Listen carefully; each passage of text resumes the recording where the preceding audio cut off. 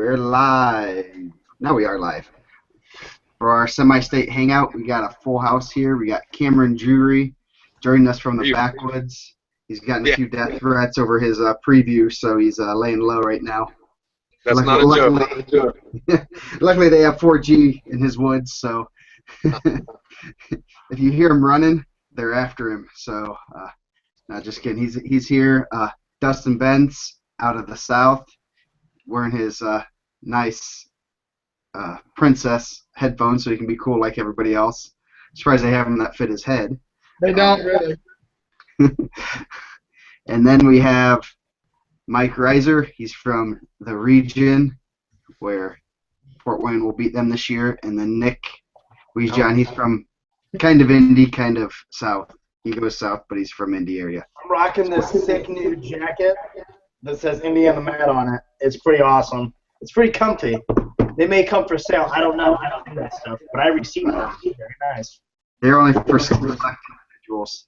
Yeah. So get on my good side. We'll see what happens. And you'll say you lost it so that you can make some money? I lost another one. I lost the one. Can I get a large, though, this time? Nice. Anyway, we're going to start talking about semi-states and our big matches that we're kind of looking forward to. Not too many crazy death draws that we've seen, at least no. I mean, there's some state qualifiers battling it out, and there's some high-ranked kids wrestling, but it's not. We don't have the returning third-place match at Fort Wayne like we did last year. So, at least going through Fort Wayne's, I'm not a. I didn't see anything that really jumped out at me of like, oh my goodness, this guy is a state placer that's going to be sitting at home type draws. So we're going to start with, I think we'll start with the South since I just got the preview. We haven't posted it. Dirty. What matches do you see Triple B? Which matches are you looking forward to, the big ones down south? Well, first, I'll get my locks out of the way. Everybody's been dying to know the 4 locks. Here's the 4 locks. Blake Jordan, Little Lee, Joe Lee, Isaiah Kemper, and Norman Oglesby. That's the 4 Evansville semi-state, 4 tough locks. Norman. Yeah, but you can't call Joe Lee Little Lee because he's bigger than his older brother. I call him Little Big Lee. Little Big Lee. Big Lee too. Okay, so now I have to post a preview. I just got it like 10 minutes ago. So, what are some of the big matches you're looking forward to? We got some bracket gods on our side when at 113 and 120, when 120s particularly when Conrath defaulted to fourth, so he didn't draw into. Gods, I would say I would debate that definition, considering my guy has to wrestle him at the quarterfinals. Since that's a if we get there, if we get there, I don't want to, because he'll find a way to blow it. Yeah. Well, he didn't draw into any. I guess he could have drawn into Skaggs, or I mean, he was fine anywhere he drew. But at 20, we saw the, we were wondering if we were going to get a Ferguson or Egley versus Hudkins match, and we didn't. And even Isaac Gomez got separated, who's probably, a lot of people were saying he's probably one of the top 4 guys. He got separated from all of those guys. So I'll let Triple B talk a little bit about the South. Yeah, lots of good matches coming up. You mentioned some of them there. That Conrath draw, man, that's awful for the freshman Selmer and Weaver. Unless Weaver pulls it out, no disrespect, Nick, but I'm just saying that's a draw. And kind of when we were doing the picks, the general consensus was, the Conraths probably will win those 2 matches and default out the 4th. We got no expert evidence. I didn't do any investigative research, just kind of the thought is he'll kind of go to Danny Williams, when Danny was a senior and defaulted out the 4th, and maybe next week we'll be talking about an awesome Friday night match. Who knows with that? But if he defaults the 4th, like he could have Hildebrandt, which is an overtime match, Peppel, who's the number 1 ranked guy in the country, or in the state, not the country, my fault, and or Austin Holmes, or any of these guys from Newcastle, Austin Holmes, Skylar Turner. Or Nick Weaver will just win it all. Will Weaver drop to fourth though? Will he default to fourth if he wins? I don't know. He'll probably hurt himself. He's not the smartest kid in the world. He'll hurt himself. Remember when that kicker tore his ACL after he made a field goal? That's what it would be like. So much love for his kids. That's I mean, and you even have Hunter Fox, who's been to state. He has Kyle Lude's ticket round at 113. That should be a good match. Mm-hmm. Yeah, all the ticket round matches at 113 are solid. I mean, state qualifiers or guys that are highly ranked going at it. Guys that are state qualifiers last year, Skaggs and Franklin. That could be a good match. Poe and Dilbeck, Louise and Fox, like you said, and then Conrad and Lee were all 4 solid matches there. Mm. Going back to the 106 is full of. I mean, I called it the future stars in my thing. All those guys, man, solid records, solid off-season stuff they do, and I mean that's certainly all those guys are freshmen or sophomores, I think, except maybe one. Nope, they all are, all freshmen and sophomores. So 106 will be a fun class to kind of see the future of Evansville there, I think. Anakin and Rooks is one that's a highlighted ticket round match. Anakin Rooks and Miranda and Hunt should be good too. Yeah, Miranda. Yeah. That's number 1, number 2 semi-state ranking. Levi Miller, he's the one that beat Anakin, right? Yeah. Mike probably knows this. How many times did Anakin beat Miller during the season? Like I asked. They said once, and he lost in Kentucky to an Illinois kid. But man, they said he's a huge 106. I haven't seen him. They said he's a big kid, big strong kid. He's like 40-something and 4. 47, 50 matches. Jeez. So yeah, that's a good weight class. There's a lot of good guys. I mean, I could see any of those guys being on the podium at the bank. Even some of the guys that are gonna probably be left at home. Some good kids there. What other? Where else are you guys looking at? There are some good matches. I think I'm gonna skip up to 32. Nick Lee and Brayton Lee, a potential finals match there. That's gonna. I mean, people are saying on the board, Nick Lee's tech fall better than everybody in semi-state, but that's gonna be a good match. I mean, I really do think so. And there's some tough ticket round matches there. Lee and Bethel, Brayton Lee and Austin Bethel in the semis or in the quarters. That'll be a good ticket round match, I think. I mean, Brayton's pretty good, but Bethel, returning state qualifier, so he can't look past him certainly. As we were saying beforehand, I'm not sure Brayton Lee's been teched in probably 5 to ever years. Yeah, I read that before, and man, I wrote like 3 comments and deleted them real quick, and I just feel like when people say that's crazy. That kid's really good, and he's kind of in the same position that Nick Lee was in last year, like trying to get respect. But I'd almost bet that Brayton's beat more guys that have medals as a freshman than Nick Lee did. Yeah. Outside of the state finals, I don't know. I'm not gonna say that Brayton's gonna go out and beat him, and I'm not just saying that because Nick's here. But I seen the guy wrestle some really good kids, and I don't think that he's short on confidence. And you're talking, I don't know. I feel like they're handing out state titles now. Like that guy's getting a state title even if he doesn't win it. No one wins a state title. They only do it on Twitter, and they only do it on the message board. That's the only place they're handed out. Like I don't think the kid's bad. I think he's really good. Like obviously he's a Fargo champ, but that he's gonna tech fault every single kid there. I mean, that's crazy. Yeah, should be a good one. I'm kind of looking forward to hearing about the Lee matchup. Cousins, maybe they're cousins. I don't know. Long lost cousins, battling it out.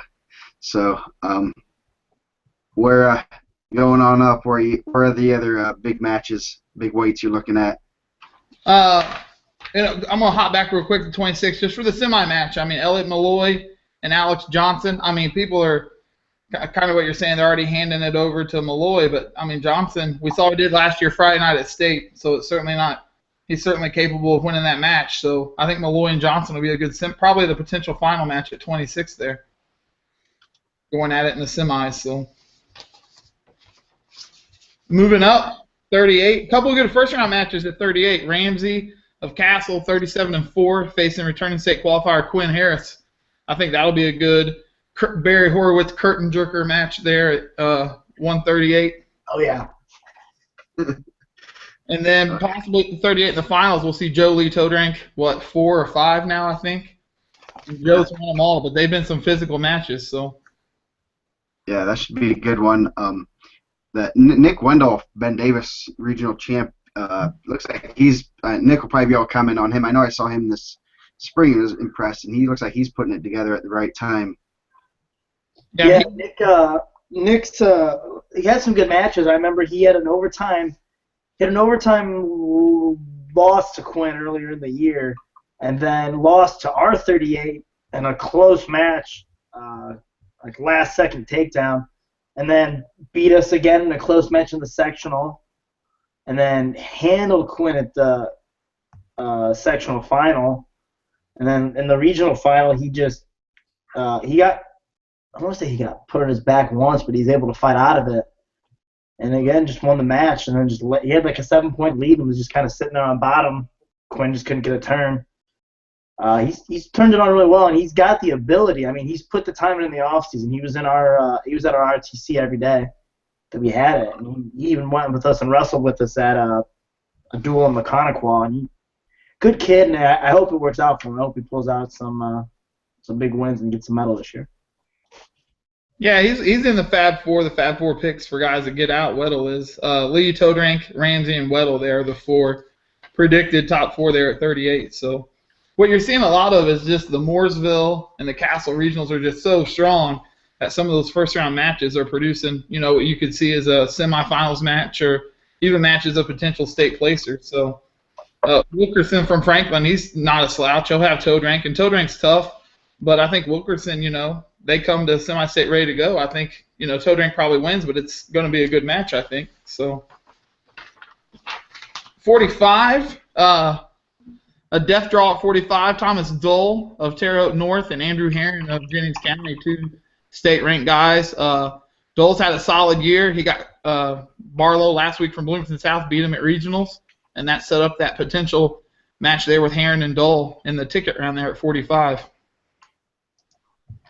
But that's our first lock, Joe Lee, and then at 45, Jordan's our second lock there of guys who we predicted to, lock it up and win it, predicted by everybody to win that weight class. Give a little bit of your locks, since people haven't seen your preview. Tell us how you determine what a lock is. I know. I'll let you explain. Sure. So what I did is I get one person to represent each regional, and they all send me their picks.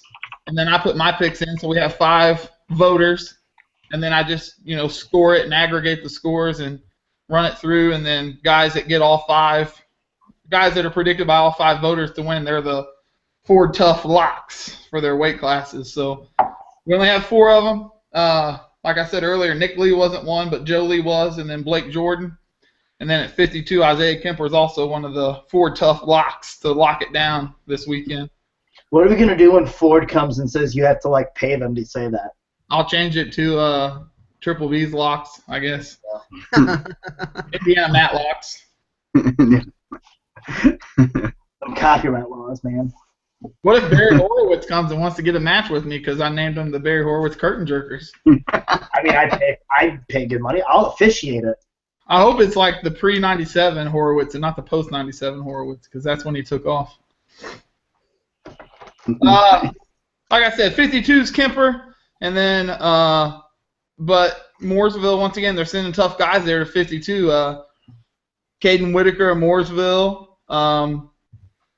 Elijah Dunn, who's got 1 loss from Indian Creek, Brandon Gay, who wrestled a lot of the season at 60. He has Kemper first round.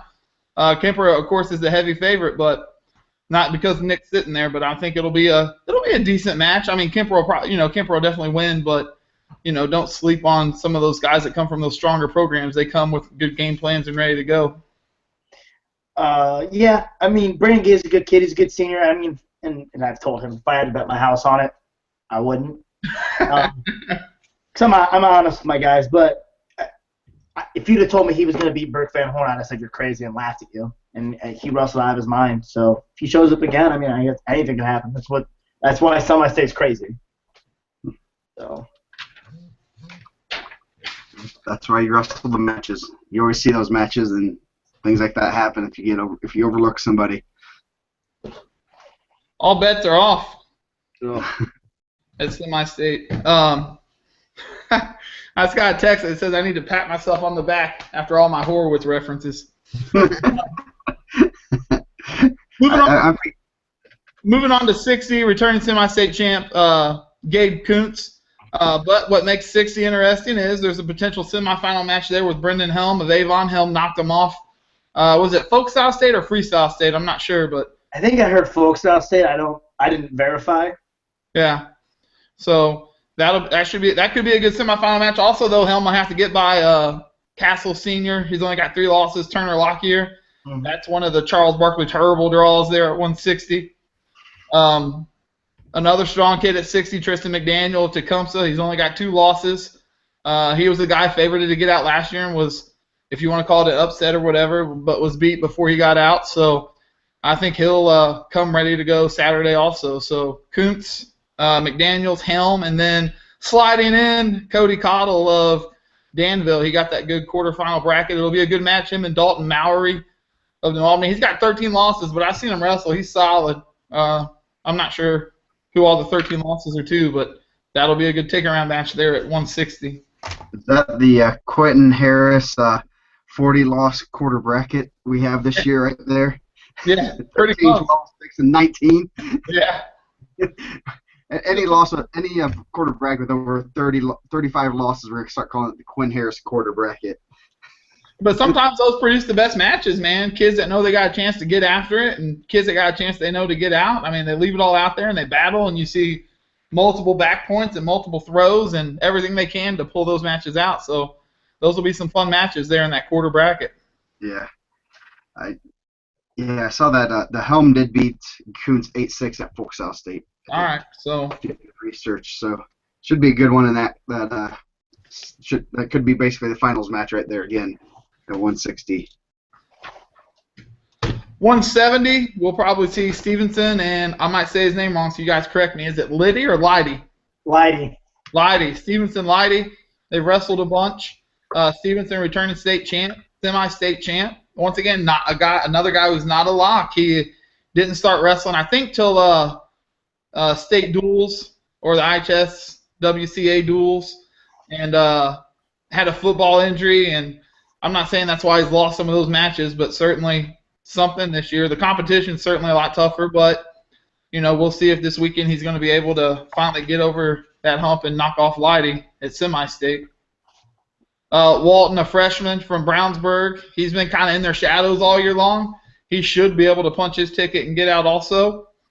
And then the fourth guy we have there is Castle Senior, 3-loss Blake Jeffers. Castle's getting a lot of guys through who don't necessarily have the big names, just solid records. They're really having a great year, and I expect they'll have 4 to 5 state qualifiers, which I'd take that any day of the week at Madison for sure. So I have a question real quick. Is his name, because on the track wrestling bracket it has his name with 3 S's. Is that spelled correctly? I think it's 2 S's. Okay. I spelled it. It's been bothering me. That cannot be correct. There's an emphasis. The second S is silent. Like I see, is it Jeffress? Nick, what do you got? You've seen Stevenson and Leidy wrestle. I mean, what are you thinking on that?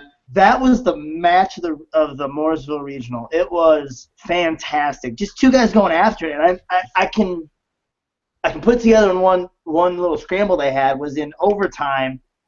There was a reversal. I want to say Stevenson got a reversal, and Leidy got the escape, and it was just 2 athletic individuals going after it, and it was had I been in that situation, even in like my wrestling shape, even in college or anything like that, I don't think I would have been able to pull it off. It's just insane watching those guys go after it because they're both solid, and it's just always been like a 1 or 2 point match. That'll be the match. That's probably my second match of the day to watch at semi-state is going to be Leidy and Stevenson 2 of the year. Awesome. Moving on to 182, another potential. I think they've wrestled at least 3 times. Elmore's got 4 losses. I don't know if are they all to Schaefer? No, he lost one other one, right? He lost to Didn't he lose at? No, did he win modern day? He lost to Mammaletti by Yeah. fall, 128. Yeah, he lost some money. Okay. Yeah, so those three, it was. Well, he should only have 2 losses to Schaefer, unless they wrestled in a duel. a duel, right? Sectional, regional, and a duel. I don't know if they dueled. No, they did. I'm saying it was sectional, regional, and a duel. Okay. Then yeah, those were the 3 losses. But So Bassmeyer's only losses to Elmore.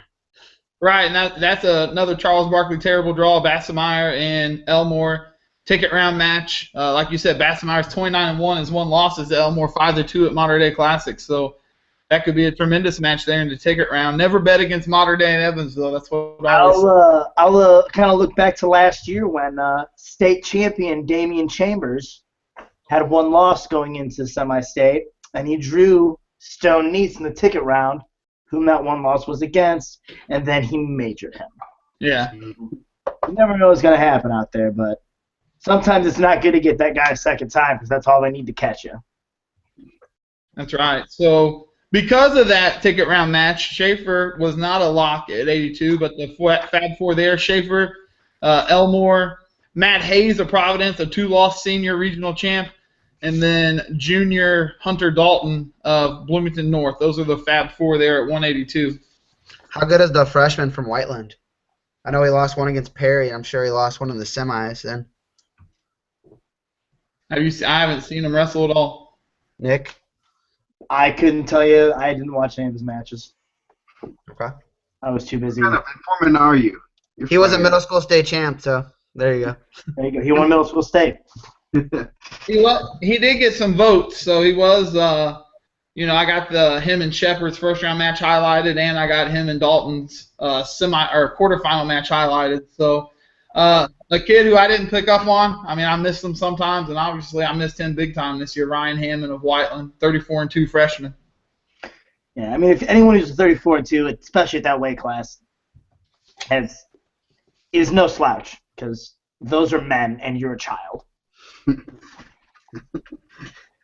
95, returning state third placer and semi-state runner-up Randy Scott.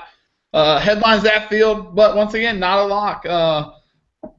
There were some votes for Anslinger of Modern Day to maybe pull off an upset there. So some quarterfinal matches there. Insonger of Jasper and Garrison Lee of Monrovia. That should be a good quarterfinal match. And then, I don't know how good it'll be, but semi-state number 1, semi-state number 2 ranked Randy Scott and Adam Lytle, a 2-loss senior from Tecumseh. That's another ticket round match that, at least in terms of accolades, both those guys have had tremendous years, and they'll hook up right there in the quarterfinals. So, the Fab Four there at 95, Randy Scott, Chase Anslinger, Garrison Lee. And in that bottom quarter bracket, they were tied, so it was one of our few ties we had for votes. But the winner of Quade Grary, Cooper's going to kill me, Grivey of Columbus East, and Jake Lamar of Castle. They both got the same amount of votes, so the winner of that match is predicted to finish 4th. 220, maybe the craziest weight. 8 different kids got votes there. The unanimous pick was the quarterfinal match of Gunnar Larson and Corey Klim, another semi-state number 1, number 2 ranked. They were picked to win it. One of those two were picked to win it in all 5 brackets, so it actually had to come down to a tie, and Larson got the Triple B nod there. Larson's predicted to win it. Actually, Kasha Wilder, because of how it worked out, ended up with the same amount of votes number-wise as Larson. But once again, Larson got the Triple B nod for winning regionals.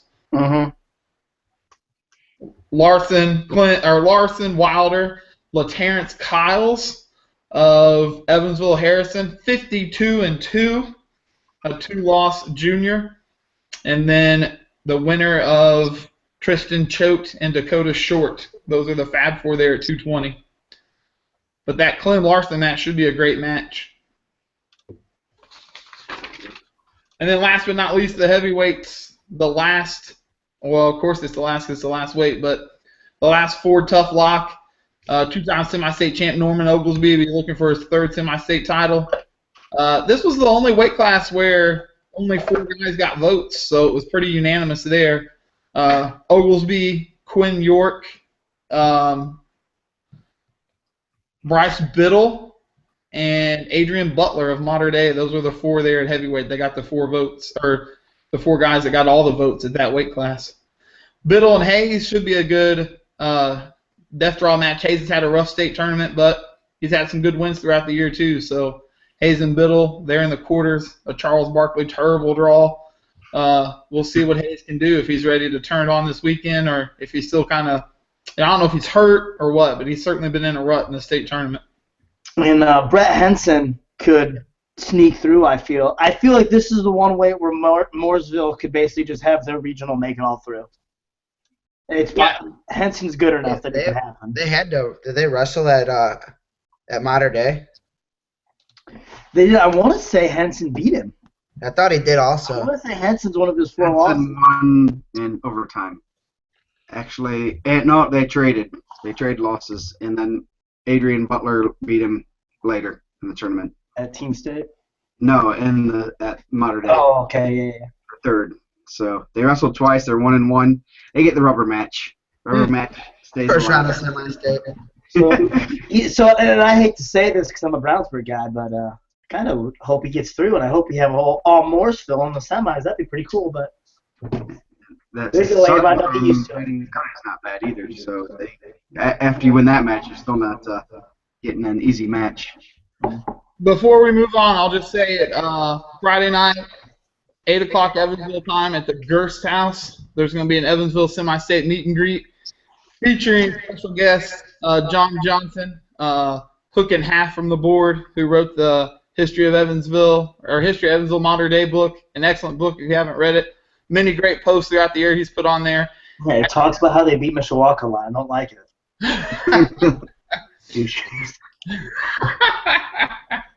And then the other guests will be incoming IHSWCA President Tyson Skinner, T-Skin. They'll be there taking questions. Probably Skinner will get some heat, I'm sure, for whatever reason.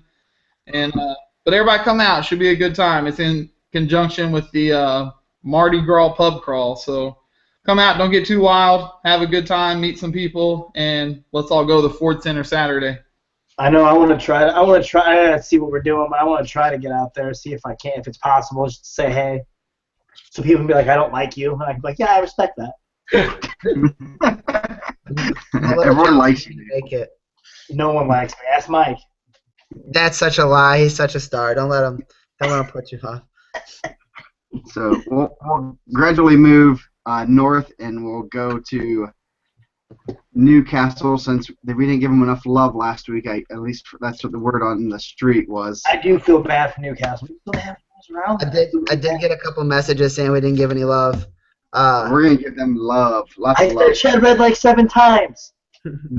I was also said that we were hyping Cathedral when Lawrence North beat them at the sectional and then just beat them at the regional. So Brandy Cash let me know that. So I didn't say that. The thing is, with the way the tournament is, Cathedral could not win sectional regional and could win semi-state or even state. So what a great system! Thanks, IHSA. I gave you a softball right there. Oh, you put it on a tee. So we'll let Cameron start off. What are you looking forward to at Newcastle other than the nice wood bleachers and yeah, it has a very old feel to it, but it's I don't know, it's cozy. Well, Joe, you were saying that there weren't any really nightmarish ticket matches in Fort Wayne, but that's really not the case at Newcastle. The seating gods were angry this year, and they took it out on some pretty tough guys. I mean, it seems like every weight class has just, like the worst possible arrangement as far as getting the highest quality out. But that's life, and that's what random will do for you sometimes. But I guess just starting in order, 106, the bad ticket match to me is believe he's 7th ranked David Bryant from Hamilton Heights, and Keewan Murphy. Both really, really tough. Murphy had the big upset at sectionals against Deep. I assume that's how you pronounce it? Yeah, it's deep. Deep, yeah. And Deep got him back in a close one at regional, but Bryant's only lost once this year, and he's wrestled up, so that's kind of a bummer. But it should be a great match. If seeds hold, we should get Deep and Clayton Anderson in the finals. Both one loss. Anderson's was up a weight, and Deep's was just a couple weeks ago. Both obviously very tough. I think they're state title caliber. Whether they'll get there or not, remains to be seen. The Iron Bear did tell me that David Bryant's winning the state title. Yeah. He told me. That should be a good semi-match between Bryant and Anderson if they make it that far, I guess. That should be one that, both have one loss and both was up a weight, so definitely one. They're both good size 6-pounders. Yeah, Anderson is. You kind of wonder how he makes the weight, but he's also got that. He wrestled last year, I believe, in a varsity capacity as an 8th grader, and I don't know. He's tough, man. He's very advanced on the mat for a freshman. 113, you got sort of the trio of doom: Alec White, Skylar Turner, and Austin Holmes are all returning state placers. If seeds hold, it should be something like White versus Holmes in the finals. Should be great. And really, all three of those guys have a shot to do some damage at Banker's Life. No, really, just awful ticket matches at 113. 120. We were talking earlier off air about Zach McCoy. He kind of got a rough draw to qualify for state. He has to get through unbeaten Braden Bailey.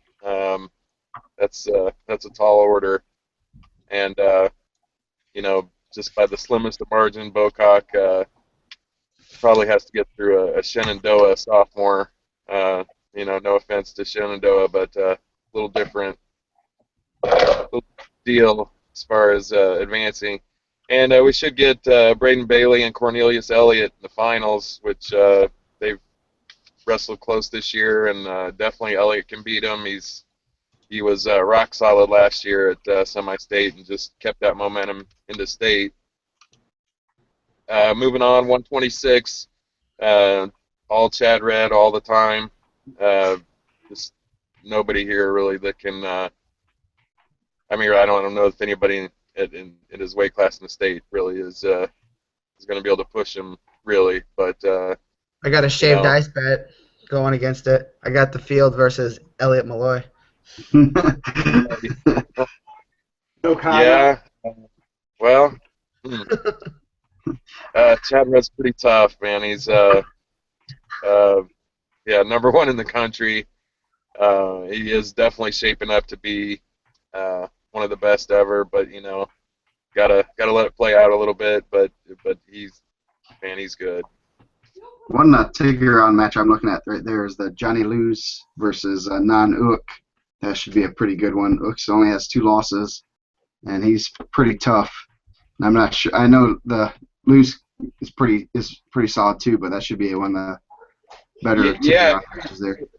The problem is with that Richmond regional, it's just I only get to see him at once a year, and it's the previous year at Newcastle. They're just far away, and they don't typically participate in things in my area. So 23-1 and is obviously a great record, and you can't diminish that no matter what. But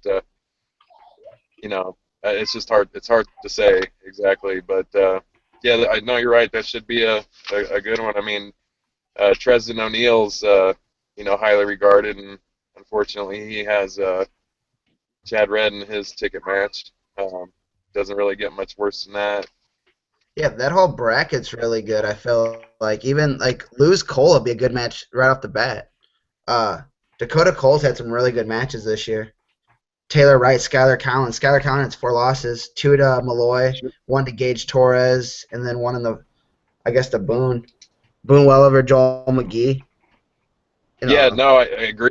And then Kylan Seats has had a really nice postseason too, and Dakota Cole from Elwood last year upset the regional champ from Richmond, Boggs. So yeah, I agree. That is a very nice field. It's just a little bit overshadowed when there's such a strong favorite. oh yeah, without a doubt. Uh, I think one Chad's 1, and then you got a lot of guys that could be 2 through 6, however you wanted to put it. Yeah. 132. There's a couple really nasty ticket matches. Jordan Napier of Perry waited his turn. He's a senior, 30-2, and he gets Evan Eldred, who's his record is a little misleading. He's lost to Chastain a bunch this year. He's also beat him once, and that's the infamous thread on Indiana Matt where Chastain was sick. uh, but since then, Eldred just can't seem to do what it takes to beat Chastain, which that's not a really easy thing to do either. He is really good, and I think that he can come out of this bracket. But this is another one that's just tough from top to bottom, and so Chastain himself has to get by Matt McKinney just to qualify for state, and that's a pick 'em for sure. Uh, I picked Chastain, but it could easily be McKinney, and McKinney could easily be the weight class champ at semi-state. So Yeah. They said he was beating Napier and got splayed over like the final 30 seconds. well, he spladled him and pinned himself. He got Napier won by defensive pin.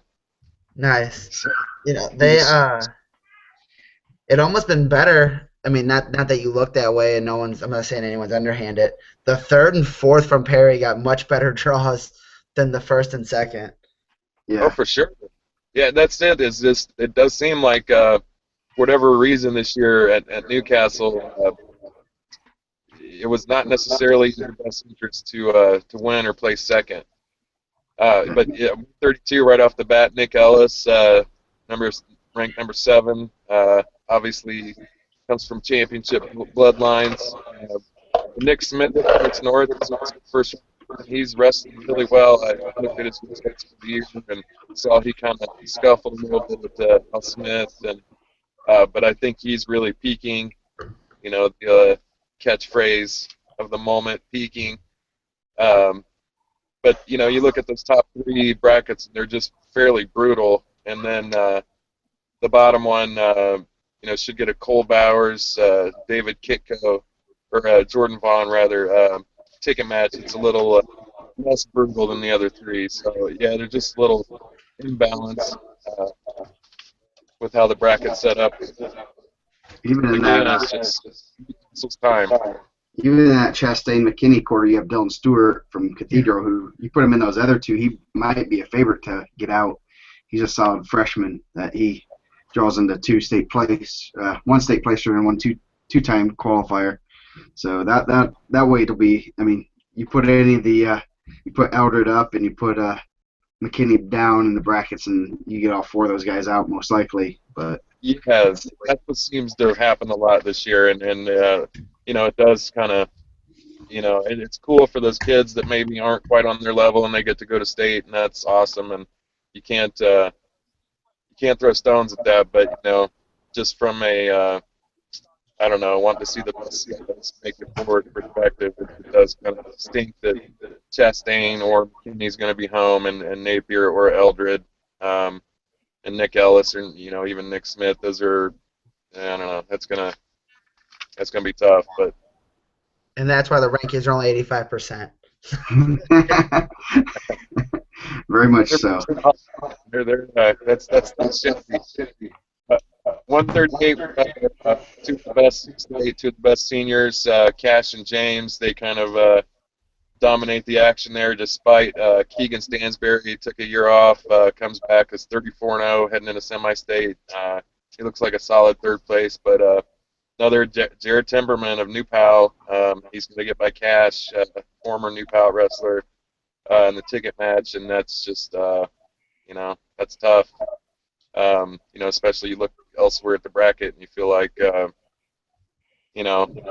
been done a more efficient fashion. But, I guess that is part of the charm of semi-state is luck of the draw and, the dark horse guy that if it was all done by numbers and rankings would never make it out, they get a chance to sort of get some of that glory. Yeah, I'm sure those guys have wrestled 100 times. I'm sure they're buddies. Jared Timmerman won the free show high school division, not the elite division this summer. So. Yeah, he's fully legit. It's just, Cash in state. Cash has proven real difficult to beat. Well, it's good that James and Cash are on the opposite sides too. So you're not having that in the semis. Where then someone's a runner-up next weekend, and they go, "Oh, cool, man! I'm the runner-up. I got Brandon James there, Tommy Cash, Friday night." Yeah. In this case, that one worked out pretty well. But 145, this is a lot of parity there. No real super big favorite. There's a lot of guys that could win it, from Pruitt of Warren, Alston Bain. Noah Warren of Perry, Evan Smiley's back this year, and there's a host of others. Really, that's a very, very wide open weight. Hey, what's up? 52 is a little bit tough. You got Brett Johnson, one loss against Van Camp, Lebanon, and semi. On the internet. Okay, love you. Love you too. Sorry, guys. We love you too. When Ann calls, you answer. That's simple. Colton Gonzalez, undefeated, looks like a real solid favorite. 170, led by Ben Harvey and Cameron Jones, Cameron Knuckles. There's a lot of different ways it could go past Harvey and Jones. Zach Worm's really tough. Irick a little bit inconsistent, but when he's popping, he's pretty tough. Do you feel like those guys are all pretty close? Like Phil Jones and Harvey have gone this year, and it was pretty close. And then I think Jones gave Leidy a real close match as well. And that Knuckles Jones match would be really good in the ticket round. Yeah, no, for sure. That's. But really, right off the bat, Knuckles has Alex Reagans of Frank, who's also ranked. I think Knuckles probably favored, but Reagan's beat some good opponents this year. And how close do you think those guys are? Like Kobe Ray, Spencer Eric, Zach Worm, and Alex Reagans. I feel like you could almost wrestle those guys every day of the week, and they would have different results. Exactly what I was going to say is they've all split matches with each other. They all seem to be very evenly matched, and it's kind of whose day is it that day. Worm looked real tough at regionals. Week before, Eric looked great, and didn't look quite as dynamic at regional.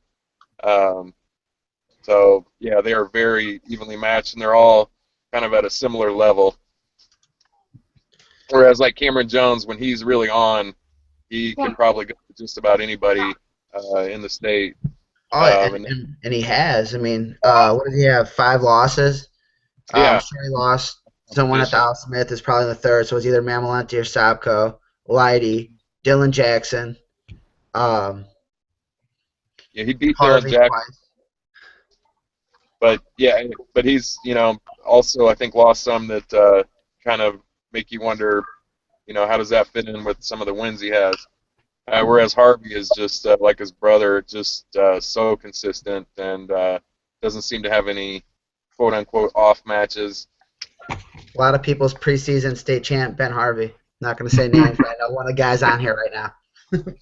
It's pretty tough, man. 182, maybe not getting some of the publicity of some of the others, but you have 3 regional champs that are undefeated. And as I mentioned in my preview, the other one is Morales of Western Boone, who was a state placer, 5th place finisher last year. That's just pretty tough. And then you have, really under the radar guys like Ricky Samuel, Griffin Steffi, waiting for Connor James in the ticket round. And I know Connor James is going to be very desirous of getting out of this semi-state after last year, getting upset by Ryan of Alexandria. That was the one real big upset, I think, of semi-state here last year. But yeah, the 182 is really, really underrated. And then I don't know how many of you guys have seen Mason Paris of Lawrenceburg. I have not. He's a freshman wrestling 182, 47-0. And he has Ben Stewart and Tanner Smith, the winner of that match, waiting for him in the ticket round. And boy, that's a tough way to go for a freshman. I know a guy on this board also that picked him as the freshman of the year last year. You're supposed to pat yourself on the back. Ridiculous on his feet. Like, he is just ridiculous on his feet. I mean, and I think that's gonna, being on the mat will come. But even like your all your take around matches are pretty good. Winner of Steffi, Samuel, and James. Samuel's is really good. 10 losses in that schedule is really good. Knox Abbott's really good. Robert Clark, Caleb Hoots would be a good match. And even McCool and Mans first round. Mans beat Morales a couple of times. Yeah, absolutely. He's just really good, and he's kind of one of those guys that always seems to get that one match, either opening round or ticket that makes it, very, very difficult to get through. Whereas, another guy maybe not as good gets a more favorable draw and, qualifies for state a couple times, with Mann's ability. So, that's a bummer. And, they're both McCool and Mans are both seniors, and this is. I don't know how they could have really situated 182, because it seems like just every guy is like a name guy, a guy that's either been there before or been in the mix. Even like you said, Samuels with 10 losses, he's tough, and Griffin Steffi with 10 losses, he's also very tough, and so I'll be very interested to see how that plays out. I don't really have any strong opinions on that. I really want to see what Paris can do, and see how he, like a grinder like Connor James, if he can get by Ben Stewart. If Paris can get by Ben Stewart, James kind of keeps it low scoring, tough to score on. Has wrestled a lot of matches, so I'll be really curious to see if Paris has a game plan for that style of match. Yeah, I was actually really shocked to see Mans take 4th, knowing that he has a win over Morales. And last year, even when he was at 95, coming down a weight, he beat Morgan Crawl and Tyler Scott at Crown Point. So he's had some really good wins in his career. Yeah, he has. That's what I mean. It just seems like, for whatever reason, when postseason rolls around, it conspires to put him in the worst possible position. I mean, Spencer McCool is like a point or two away from qualifying for state last year. This year he's 46-0, heading to semi-state, and that's who Mans has to open with. And like you said, if he gets by that, he gets Hoots of Newcastle 43-4, or Robert Clark of Southport 41-7. So Mans really has his work cut out for him, and it should make for some good watching at the very least. And but I do feel like Newcastle, if things were under different construction of these brackets, they could send a stronger overall group. But I mean, I think all semi-states could make that claim, every year. I just think that it's especially bad for Newcastle this year. 195, Blake Ripple. Tristan Tonte or not, I just don't see anybody challenging him. He's just too technical, just really, really, really good. Somebody that really backs up the hype. Tonte's had a really huge season, 37-1, and he seems to be the clear second best. Past that, it looks like Ed Pendosky's best chance of getting somebody through is Sam Hipple, who I mistakenly called Eric Hipple because I'm old. And Eric Hipple used to rock a nice beard on Monday Night Football for the Lions, so it just kind of subconsciously stayed with me. 220, Crevassier Moro, who appears to be spelling his name different this year. Not positive on that, but that's the way it looks. And he's wrestled everybody and their uncle. And Eric Hart's 30-1, could meet there in the finals. As usual, 220 just isn't, for whatever reason, the strongest class at Newcastle. It just seems to be this trend as of late that some of these upper weights aren't as strong as their lower weights. I feel like I've been talking forever, but 285, definitely Strawwick. Richmond seems to be the odds-on favorite. He's very athletic for a guy his size. And Warren's heavy, J.C. Brogan, wrestled a really tough schedule, got a nice record. He's dropped a few matches to people maybe not on his level, but that happens with heavy sometimes. You get the momentum moving in a bad direction and you're shot. So that's pretty much what I have, and I mean, it should be great watching, but I'm gonna feel really bad for some really standout wrestlers that aren't gonna get to go to state, this year, and in some cases ever, because they're seniors. So I know that's life, and it's not all about making it there, but it's pretty cool. I mean, it really is my favorite round for that reason. The ticket round is you get to see these real authentic emotions from people, and it's pretty awesome. Yeah, definitely. I mean, a lot of people are. I think Newcastle's probably one of the tougher semi-states, and just looking at some of those draws, it just makes you cringe, and that's one of those things. Chris Riddle over Nate Trawick. What did you say? Preseason Open winner, little guy versus a big guy. That's nice. We'll move on to. Hopefully, we'll go a little bit faster in this the Maryville semi-state. We can do it. Mike give his rundown on the big matches and the weights that he's looking forward to watching. Are you going over tomorrow to get in line so you get a good seat, or? Nah, I make friends easy. No, I mean, yeah, it's a tough venue. You're gonna fit like 4,800 people in a 4,000 person gym. So. Don't call it fire marshal. Block for pop. Do you get in the Maryville section? No, I don't. I'm trying to get in the Hobart section now. Making more Hobart friends. Nice. Nah, I don't know. It's a weird spot. I mean, Nick's been there. It's not the best venue. Obviously, you guys all have stadiums. We have a high school gym, and I mean Newcastle's a high school gym also, but it's really big. So definitely not the best venue. It's not as bad after the ticket round because they can pull the side bleachers out. I've never really had a problem there. It's just crowded. It's hot. Generally, people don't like to shower, I guess. They smell. People think it's funny, like, to fart and stuff. I don't know. It's really disgusting. I get a shower like 2 times when I come home after meets. I have a weird thing about germs. Back onto the brackets. So we're offended right now. Yeah.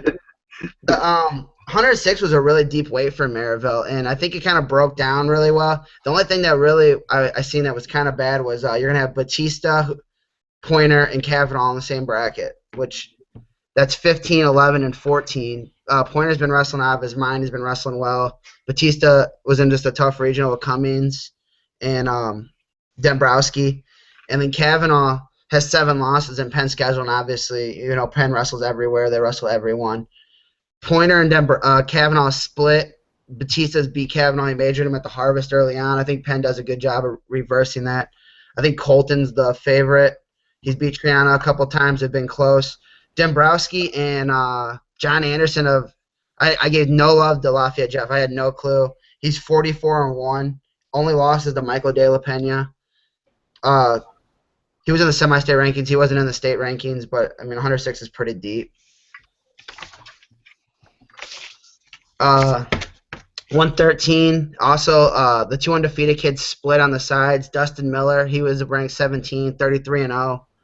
They'll have Cody Crary in the tick around, maybe. Cody Crary has another tough freshman. Adam Davis, the younger of the Davis brothers from Penn. So I think Cody will win, and then Dustin Miller should be pretty good. Cody Crary also in a tough regional like how you met with Michael De La Pena, Ricky Rodriguez. You're talking, 9 and 11. So no real terrible tick around matches. John Moran and Michael De La Pena has wrestled a couple times. Crown Point Maryville rivalry for a ticket. I think De La Pena hasn't lost to him. There's been some close ones. So it should be Miller, De La Pena. Hildebrandt's undefeated. I think he's the class. He's beat Rodriguez and De La Pena. So maybe Miller has lost to De La Pena last year. So I think those 4. Yeah, nothing really crazy in there. 120. 120 was one of the ones that kind of got a tough draw. We got to see Reitz and Black 5 at the regional, which really could have been Reitz and Black 7, but they missed the Harvest Classic, and I think they missed the conference duel. So these dudes just go back and forth. And actually Saturday was really emotional, I felt like. The coaches were emotional at Hobart. The wrestlers kind of got a little bit more emotional at the regional. Black won that one, setting up a tick-around match with Hartman, who lost in overtime to Kyle Hatch at Rochester. And this is just one of those matches. There's not a ton of them, but now you're talking. So Jeremiah's the runner-up. He has Jack Tolan, who's a regional champ, which is terrible for Tolan. And then Hatch got a pretty good draw, but him and Jeremiah in the semis. Then you'll have Black and Jacob Hartman, which out of the irony of life, Hartman gets injured in the tick around last year when he was losing. Brennan Black's the alternate, gets pulled back in. Friday night gets a forfeit, gets a medal, and now these guys are wrestling for a ticket. How crazy is that? Hartman's 43-1, only lost to Hatch. Black 26-3, only losses to Reitz. Both really good on top, both good scramblers. That should be a pretty good match. Brady White 36-1. He'll have Ryan Hardesty, who's ranked. Ryan Hardesty, Austin Torres should be good. The bottom bracket down there, not the toughest, but Brady White's 36-1. His only losses to Hartman at the Twin Lakes Invite. I know he did a lot of work with RWA this summer, so some tougher guys in there. And I know Hardesty's no joke. It's a kid I've seen when he was real little grow up. And I see him, he travels all around the state in the off season. I see him at tournaments down by us to wrestle. So yeah, I think people kind of sleep on him because he was a backup. But, you're talking about he was behind Cinco. He's behind I can't think of the other kid's name, the curly-haired kid. He was at 13 last year. Jake Chadwick. But he's tough, man. He was placed at Al Smith. I have him 19th in the state. He was also in a tough regional with, Reitz and Hatch and Hartman. So I'm sure 7 of his losses are not to bad kids. Yeah. Which would be tough. And he has a chest piece, which makes me kind of scared of him. Yeah, he's kind of a crazy kid. Some Mishawaka kids got ink, some kids don't. That kid does. I never did because I was scared of needles and my mom. Yeah, sometimes you get guys like Gansey Grayless who I thought was like a 30-year-old man wrestling 113 or 112. And then you have guys like Cinco who had a tattoo at the age of 7th grade. Yeah, which is awesome because I feel like that's intimidating. 126, my bracket got thrown all over. And that was another one. I got to be at Calumet, and Brandon Truver literally wrestled out of his mind. beat Gage Torres, who had majored him twice in the semis by turning him with like 10 seconds left. Goes in the finals. He was pinned last week, and he's by Jason Curry, and then he comes back and beats him after he was down like 2-0 or 4-0. So he's the regional champ, setting up a great draw for him because he has a win over Zach Wells. Tristan Ponsler had a really good year. He's 40-2. He lost to the Adams Central kid, and he lost to Hunting this last week, or Cody Allman in the semis. So 40-2. He's beat Cody Allman. He's beat Hunting. He's beat those guys. He beat Chris Trent. So that should be a good ticket round with Truver. This is my first 4-over-1. I don't generally like to downplay Logansport. I'm not that guy. I know there's some guys on the board that are always kind of dogging Logansport. This is my 4-over-1. Calumet's 4. Chris Diaz. It'll be his second time at semi-state. He's not bad. He has 8 good losses.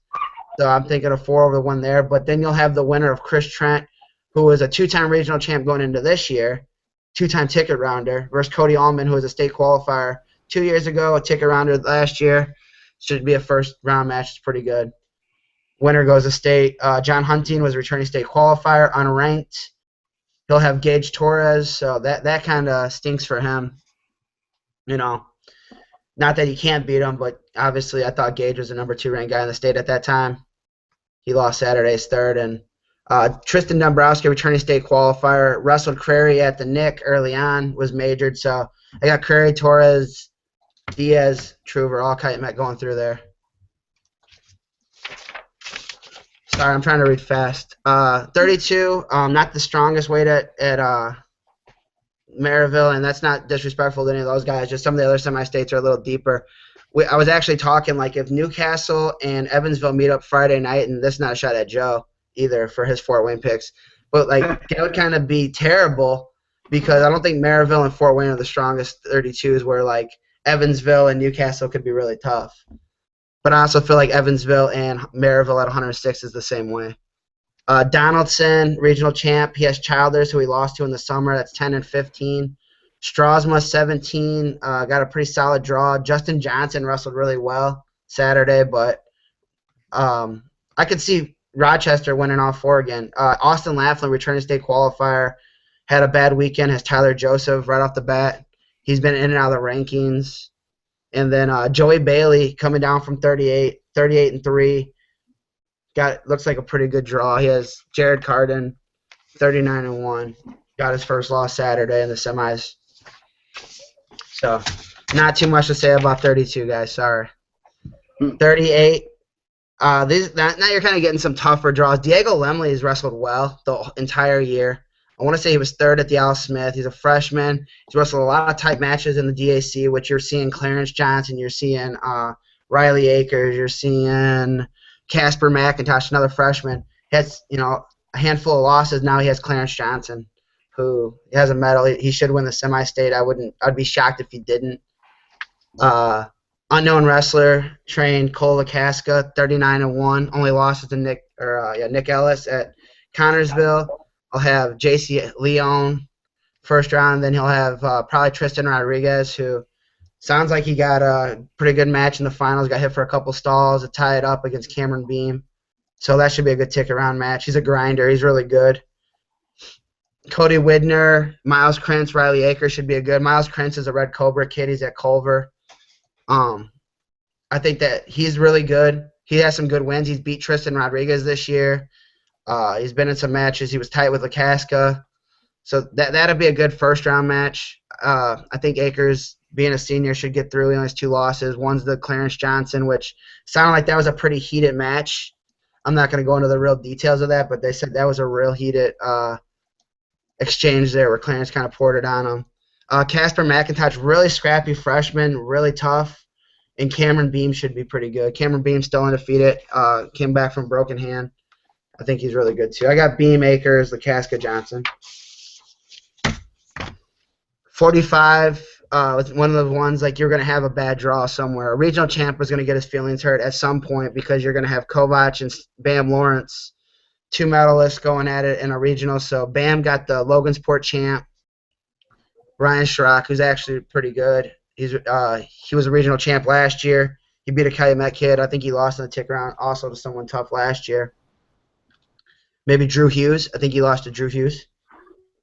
Tavante Malone, Anwar Issa, Greg Lichtenberg. I thought Tavante Malone wrestled well at Al Smith. Kovac looked awesome. Saturday, he beat Bam again. It was he's kind of creating distance there, so I wouldn't say he's a lock to win a state title. I don't like to pick locks, but the more I see him, the better he's looked from the beginning to the end. And then down in the bottom, I think the best tick around there would be this Dalen Sherg, who's coming up from 20 last year, regional champ, and this Cassius Breathitt kid from South Bend Riley that I seen at the Tri-Coff. I thought this dude was ridiculous. Really good on his feet. He has 9 losses. I know like 4 of them to Tavante Malone, a couple of them some other spots, but I like him to punch his ticket over the regional champ there. I have him ranked number 20 in the state. 52, kind of the same thing. Really tough tick-around match. Connor Armuth, 50-1. Logansport champ. His one loss is the Jared Swank in overtime at the Tom Cameron Super Duel. Jared Swank and him in tick-around. You know, Jared Swank got 4 losses. I bet 3 of his losses are to Tommy Forte. 1 loss to Cody Christensen. That'll be a semifinals match. I think Cody Christensen winning the Calumet Regional should punch his ticket. Mike Christen, probably have Thomas Butler Maryville. Tommy Forte, I think in a walk, I think he's the best kid in the weight. I think he's the best kid in the state. He's the leader for me for Mr. Gorilla. I know we talked about that. Throw that one down. 160, I think Crown Point Regional was the top regional there. Obviously, Drew Hughes has just been mashing dudes. Then you got that other draw where we talked about it. Scotty Sopko coming down. You got Sopko and Sherg. You're talking about a dude that got a medal as a freshman, qualified as a sophomore, lost the ticket round last year, was Major and Mike Bates, gets pinned, cuts down from 70 to 60, and you got the state runner-up. That's 5-3 ticket round. I don't know. It's a toss-up. Sherg, if you're going by scores, if you're doing transitive properties, you got Sherg lost to Drew Hughes 11-0. Sopko lost 3-0. One guy didn't get turned, you know. And you also have Prentice and Dodson in the bottom half. Yeah, then you got Al Smith runner-up, Denzel Prentice, and returning state qualifier who got his first loss, just beat Darden Sherg, Adam Dotson. And then you got a returning state qualifier, Parker Fritz, and a guy that beat Bryce Baumgartner, Tristan Goring from South Bend Riley. So that way it's not too bad. Sopko Sherg is going to be really good. I think I don't know. I waffle. The first day I was like, man, Sherg's going to beat him. And then the second day I was like, nah, Sopko's too solid. I'm telling you, 4 years ago, I thought that Scotty Sopko would have been a multiple-time runner-up to Bob Stevenson. I just thought they were going to kind of follow each other the whole time, and I don't know. Bobby went to Apple Valley, and then I thought it opened the door for Scotty, and I still think he could have been in the contention at 70. Obviously, he was close with Mamalenti, but I think Drew's head and shoulders above the field there. And I haven't seen a lot of guys down south, but he's so good on top that it's ridiculous, and I don't think a lot of high school kids are as good on bottom as he is on top. He's nasty. Next weight. 170. I got Mamalenti to the finals. Hunter Moat from Delphi is returning state qualifier. He's undefeated, but he'll have the winner of James Malone, who's pretty good. Comes from a pretty good bloodline also. Dax Jones, a 3-time semi-state qualifier as of right now. Crown Point kid, he started off at Chesterton. That'll be a good first-round match. Winner gets Hunter Moat from Delphi. Andy Key blew my mind. Won the regional. He's a bigger 170. I didn't think he was going to win the regional. He's from Hammond Morton. He wrestled out of his mind. I guess he's a really smart kid. He has like a 4.3. He's going to Valpo next year at academic scholarship. He'll have Ben Norton or Nate Spangle. Jack Davison, obviously, he has a great bloodline. His dad is a monster. He was also my financial advisor for a couple of years. He has Mamalenti first round. That's just kind of the short end of the stick. Isaac James, a ridiculously good athlete. If you follow football, this dude just runs the ball. kills it. I think he scored 5 touchdowns against Griffith. Has Chase Deal, who had a great Al Smith, has 11 losses. And then the winner of that has Ishmael Cornejo from Portage. Ishmael Cornejo beat Isaac James at Crown Point Super Duel, like 7-1. So if that's any mix, I got Cornejo, Mamalenti, Keymo.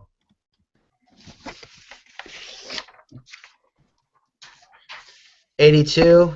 82 is kind of the one that a lot of people were saying they were hoping to see part 2 of.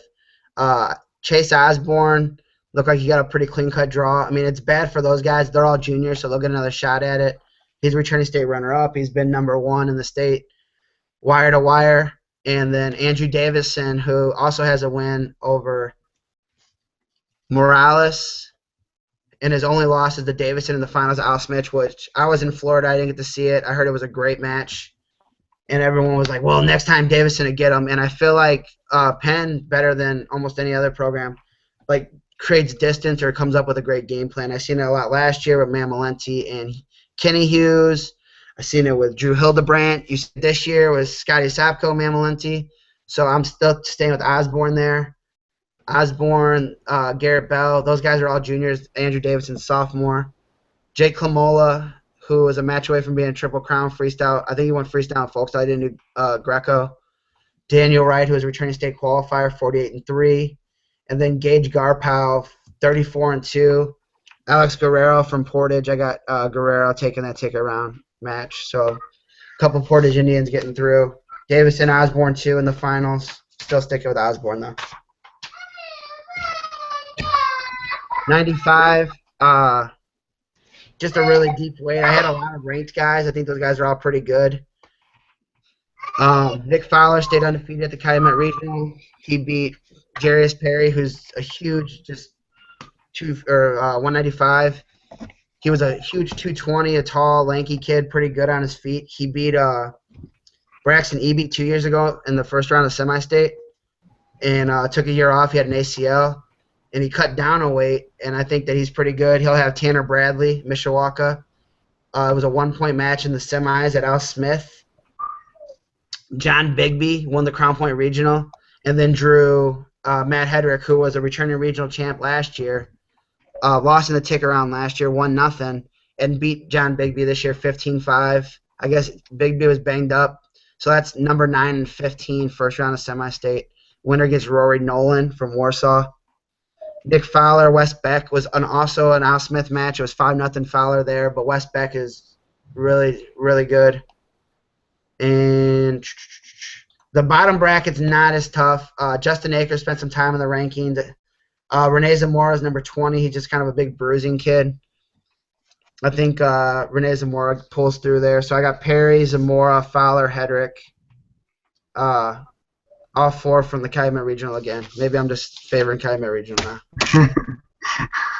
All right, 220. 220, you got some good guys. You got Kobe Woods, undefeated, returning medalist.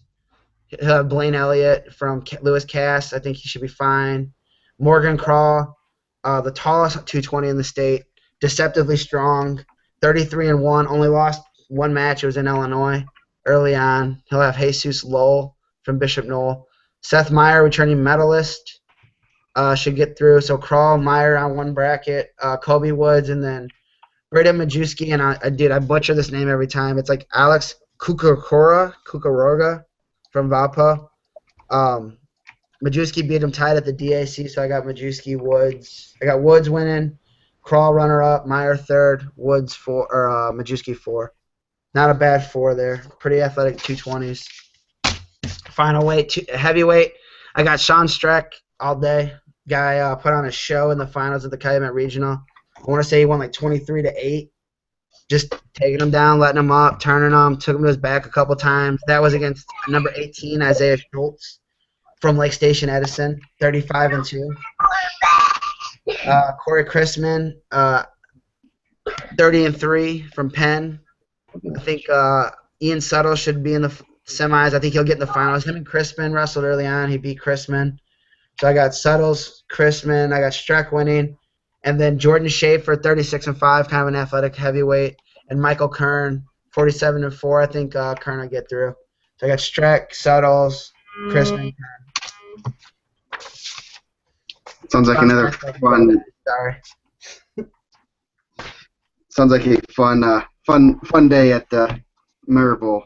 What you'll get there early. Make sure you bring $80 for concessions if they have enough. Just bring a cooler in. They allow cool. No, I'm just joking. They don't allow coolers. Yeah, I think everyone kind of gets on that.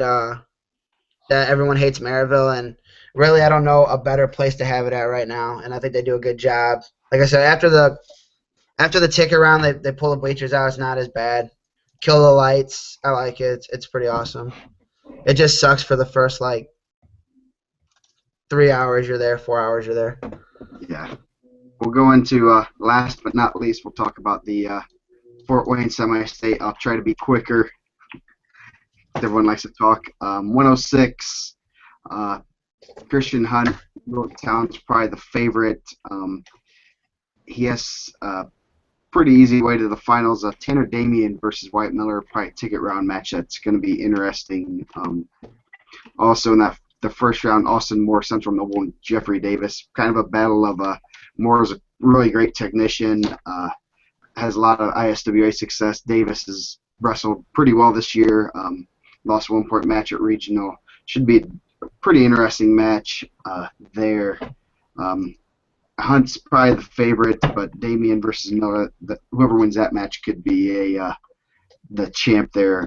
113, you have Garrett Peppel and Blake Glagowski most likely. Glagowski kind of got in a crazy quarter bracket. He has Mason Mendez of Belmont, who has 10 losses, not 8. First round, then he has 1 loss, Jack Franklin, who Mendez beat. Mendez is that 1 loss to Franklin in the ticket round, so that's kind of a crazy quarter bracket. Also, right up above there, Jabin Wright versus the winner of Kyle Mockensturm and Josh Stevenson. And if you don't know, Mockensturm and Stevenson did not wrestle in their duel. Should be a good one there. Up top, Anthony Moser from Adams Central. He's been on fire the last couple weeks. Him and Davenport probably be a real good match for in the ticket round. 120s, that's going to get interesting. Top of the bracket, you have Marcus Masia versus Eddie Lorraine, most likely. Lorraine's a returning state qualifier. That should be a good one. Going down, Chad Elmore of Taylor. Then you have Ben Kaufman versus John Becker. They never wrestled during the regular season, so that should be a good one right off the bat. Winner gets Elmore. Hunter Langlow, returning state placer, should get through his quarter bracket as a probably tough one with Colt Rudder right off the bat. The 11 losses are kind of deceiving on Yorktown's record because they wrestle a lot of good competition. Probably the favorite, Sawyer Miller. He's just been wrecking people. He'll get his first competition here. Hopefully he doesn't have the South Adams jinx. He's been looking good. He looks big. Should run through the bracket. But you never know. You have a guy like Langlow who can. He's a sniper. He'll take out anybody. He got Colton Cummins Friday night last year. Yep. And even Lorraine. Lorraine or Kaufman are good wrestlers. Or Becker whoever comes out there is going to be tough. 126 is kind of. I've been doing my preview, getting there. Could have 4 NHC guys come away qualify for state, which should be interesting. Same kids in the same conference. Owen Doster. Actually, 3 of them were champs in regional. Owen Doster, Daniel Gunsett, and Nate Weimer. Weimer will probably have Drake Rhodes. Mike's he's kept his eye on. Has 13 losses, but all good losses and battled with all the top guys that he's wrestled. Weimer and Rhodes will probably meet up. Kobe Rapel, Remo Heastan is going to be a good one first round, and then they get Gunter from Oak Hill. Gunsett versus Nick Hoot will be a good, solid first round match. Hoot's just tough to wrestle. And Doster versus JD Greathouse could be a good first round or second round match. Doster's been looking pretty good. He's big, he's athletic, has the genes to do well. 132. Pretty much everyone's separated pretty well. We're going to have probably a semifinal. Connor Knapp, Sage Coy kind of contrast the styles. Corey's going to go for the big move. He's physical. He's in your face. He's going to, and then you have Knapp, who's just a technician and going to get after it, and he'll should be a good match. I'm looking forward to seeing those two. Cal Egoff in the next quarter. Jamal Scott and Jacob Stevenson. Don't sleep on that Jamal Scott. I've seen him wrestle. I'm pretty impressed with him. Him and Stevenson should be a good matchup. Again, 12 losses, but all quality. Egoff, he's tough to wrestle. He's short, stocky, big, and he's physical also. I'd like to see him and Corey get after it because they're gonna get physical with each other. So then the bottom you have Caleb Maddox and Fernando Luvano from West Noble, who's a pretty good freshman. That should be a good one. Maddox, senior, he's been ticket round 2 or 3 times, so he knows what it takes. 138, the bracket gods did not put the top 2 guys on the same. They put them on the same side. Brad Laughlin, returning state qualifier. He didn't place, did he, Mike? No, he lost Friday night. Okay. Versus Isaac Eicher. Eicher is undefeated. Eicher looked real tough on Saturday. Pretty impressed. He's big. He was on a mission. He was there. He wrestled some good kids and just absolutely throttled them. Up top, Clayton Moore, returning state qualifier, was runner-up in the semi-state last year. He'll have Zeus Brown or Nate Smith from Columbia City. Then Jay Franco. He's probably the favorite in that quarterback here, but you can't overlook Chase Downing or Robert Ford. Ford only has his 2 losses during the state series, and both are to, I believe, Brad Laughlin. Laughlin. So tough kid there. 45. Got some some good matchups early on. Cal McCormick, Logan Williams, ticket round. Williams, pretty good wrestler. McCormick, obviously, both are coaches' sons, so they're going to be getting after it. Then you have Doug Levitz and Brody Hardcastle should be a good one. Levitz has, 6 losses, but good losses. Wrestled some good kids. Shipley versus Bates, round 2.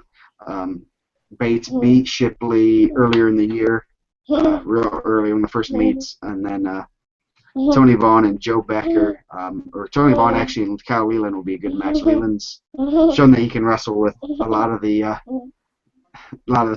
top kids. So even though he does have 15 losses, he's turned it on the last half of the season. 52.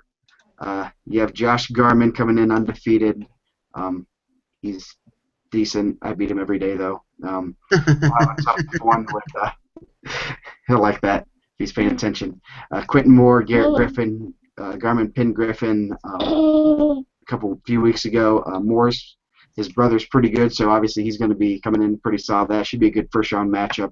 Cool thing about that top quarter bracket, they're all underclassmen, and actually this weight has a lot of underclassmen. Freshman from Yorktown, Drew Burkebile. He's coming in. He'll get the winner of Taylor Grimm and Brayton Mullenix. That should be a real good match. 2 pretty good size seniors and 3 losses. Both are going to get after it. Mullenix only has 2 losses to Sturgill and 1 up at 60 to Jake Weimer. So should be a good one there. Going down, Marcus Scheiber, kind of on fire. He had a pretty solid weight class at sectional and regional, and won both sectional and regional. So he's looking pretty good. He'll probably have T.C. Perry from Southern Wells. That should be a good one. Then the bottom quarter is going to be that's crazy. Creighton Sturgill versus Ronnie Longbrake. Rematch of Al Smith, 4th place match. And then Tony Busty versus Cross Dietrich. They were a 2-point match where Busty won at conference. Dietrich was up and got thrown late. It was a crazy match. Sturgill beat Busty 1-0 at the Al Smith. So that quarter bracket, just draw a name out of a hat and pick who's gonna win there. You can easily see Longbreak, could go through. He has some good wins, and he placed 4th at the Al Smith. So obviously he's battle tested. 60, we have to praise the bracket gods. No crazy draw with Bryce Bumgardner and Jacob Gray wrestling. They that regional. One of the losers could have drawn Weimer, but they didn't. That's a good. Luckily, we got that Weimer and Gray on the same side. Gray looked really good from everything everyone's told me on Saturday. He's undefeated. Weimer's just big, physical. Russell's smart matches. The one Bryce Bumgarner will have Nick Potter most likely. Potter from New Haven's pretty solid, having a good season. 9 losses when you realize that a couple of them are going to be to Weimer, a couple of them are going to be to Bumgarner. Pretty good weight right there. Peru freshman Jordan Raiders had a pretty good season. This should be the bottom quarter is going to be interesting again. Luke Leiter and Jed Levitz. Leiter beat Levitz earlier in the year. I think it was at Team State. It was a couple-point match, I believe. So that should be a good first-round match. I mean, you can see a battle of freshmen at 60 to go to state there, which you don't see very often. 170. Dylan Jackson comes in, returning state third-place finisher. Zach Davis from Concordia, undefeated. Pretty solid. Should be an interesting quarterfinal match. Davis, tall, lanky, kind of gives you fits from that height and kind of the goofiness. Very much like, as I'll go into, the transition to Kane Luganbill, who could wrestle Eastbrook's Luke Elliott. Luganbill, funky, goofy, hard to wrestle. I was talking to Brady Eppert Saturday, and he's like, no matter how you wrestle Luganbill, he's gonna make you look bad. It's gonna be a battle. He's a tough wrestler. Bottom bracket, Nick Ritchie, pretty solid junior out of Elkhart Memorial. Could have Brett Baker, Caleb Parton. Pretty solid quarter bracket with some good kids there. All wrestled pretty solid schedules, so the losses, I mean, you got to see that loss number and you kind of throw that out the window. 182. This will be an interesting weight. Pretty much have Corey Hinkle, returning state third-place finisher at the weight. He has a tough tick-around match. Oscar Reyes from West Noble, who came on late, just started wrestling, I think, at conference, only 1 loss. So that should be a good tick-around match. Reyes was at 195 last year. Up top, Wyatt Clem and Andy Kohler should be a good match. Kohler is having a great season for Jay County. The beard is willing him to 34 wins, has some solid losses. Clem's just a goer. He'll get after it. So it should be a good match there. David Eli from Elkhart Memorial, kind of under the radar, even with 2 losses. He's had a great season. He has pretty tough first-round match at Russell Davies, but should punch his ticket. He's only a sophomore at 182 and having a great season. Going down, Hunter Heasty and Kane Duncan should be a good matchup. 2 seniors, only a few losses, both pretty good schedules, so it should be a good match there. I gotta take a breath here. 195. This should be a good one. We have two returning state qualifiers: Bo Davis, Myron Howard. Howard only has 1 loss. Davis has 5 losses. 3 are to Eric Dutton from Carroll, who's undefeated in the top half. Bracket gods were with Davis, who didn't draw into Howard in the ticket round. Howard should probably qualify pretty easy. The middle quarter bracket with Lane Eckroat, Michael Taylor, Jared Tucker, and Bo Davis. That should be a good quarter bracket. Michael Taylor's pretty athletic. He's had some good loss. I mean, he has 4 losses, but all solid losses, so he should be right in there. Dutton could have Carter Freet in the tick round. Last match at conference was an overtime match, so even though he's undefeated, he's going to have a tough match. And up top, Michael Leonard kind of started wrestling late for Northwood. 14-2. He's solid. He's short, stocky, strong. He's going to have a first-round match with Tristan England, who has 13 losses, but punched his ticket to state last year, so that should be a good match right off the bat. And then the winner gets probably Scotty Evans of Delta. 220. That's going to be an interesting weight class. A lot of tough matches in the tick around. Blake Davis versus Derek Paz. One of Davis's 3 losses is to Paz. So it was a 5-1 at Al Smith, so that's going to be a good one. Evan Ellis versus Caleb Summers. Summers is pretty tough. He's been battling with Alicio Guerra, so that should be a good ticket round match. Alicio Garrett should punch his ticket fairly easily. There will be a change at that weight, I'll say that much. Bottom half, Dustin Hagen, one loss only to Blaine Elliott earlier in the year. He should probably Hobbs for ticket round. That should be a good match. Pretty good weight. Alicio looks like he has a pretty good path since he had Summers. He beat both Summers and Paz at sectional and regional, so he's kind of separated from them. Shouldn't make the finals. The top half's just, I mean, Ellis has wrestled well, but I mean that weight's pretty good weight. A lot of the young guys are battling it out. Last but not least, heavyweight. This is the one I've been trying to figure out all week. Who's going to come out on top? Just a lot of what if this weight. A lot of guys wrestled each other, wrestled close. They've all beat each other. Matt Schwartz from Snyder, he's pretty solid, big, athletic. He gets after it. 3 losses on the year, solid losses. He should probably about the easiest quarter bracket to predict. Past that, Dax Heastand versus Jesse Lawson Carroll.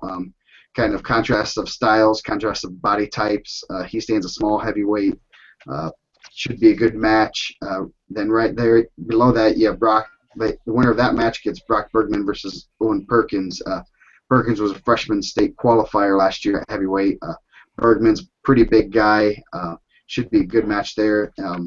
Just as a note, Perkins did beat Heastand 7-2 in the first round last year at semi-state. So that quarter bracket will be interesting. Going down, Evan Beach versus Isaac Barrios from Elkhart Central. I think that's going to be a good match. Barrios is a big, pretty solid heavyweight. He works out with Guerra every day, so he's going to be getting better. And then the match after that, Damon Williams versus Kaiser Phillips. Both very similar builds, smaller heavyweights, athletic. They like to, roll around and create some action. That should be an interesting one. And looking at that quarter bracket, I have no clue who's going to come out of there. That one you might as well draw out of a hat. In the bottom quarter bracket, Braxton Amos versus Isaac versus Dante Graham from Western. That should be a good one. Amos, they've wrestled a good schedule. Then you have Drew Cummings and Isaiah Bolenbacher, 2 good kids. Cummings is a big heavyweight and he can get after it. Should be an interesting weight there. Amos beat Bolenbacher 2-0 at team stage, so that should be an interesting quarter bracket. Everyone's pretty close, so I'm kind of looking forward to heavyweight just to see how it shakes out, because any one of those guys can qualify. Any of them can win it. It wouldn't surprise me if 4 wins semi-state there. So that's one of those weights that you sit back and watch. I'm done. Drop the mic. Yes, I'm leaving. Since this show has gone quite crazy long, any last comments, words of wisdom from our esteemed colleagues here? 8 o'clock Friday night, Gerst House. Yes. Make sure you I'm go. gonna be there. No, I'm just joking. Brayton Lee over Nick Lee. Deal with that. Here's your mic drop. You drop. Nice. I just hope all the wrestlers stay injury free, and hope you guys have a good time this weekend. I'm really looking forward to it. Yep, we're going to be looking forward to the updates. Great weekend of wrestling. Obviously, there's lots and lots to talk about. We're working on. We have one more preview to get done. That's mine. So I'll post. Sure, Dustin's in this soon. Yeah, in a minute. I'm getting called to do pajama duty, so we will wish everyone a good, healthy semi-state, and may the wins be in your favor, because busy weekend. Looking forward to all the results. So thank you guys for joining us, and we'll see you guys next week. In all seriousness, that'll be a really good match. See ya. All right, take it easy, guys. Later, guys.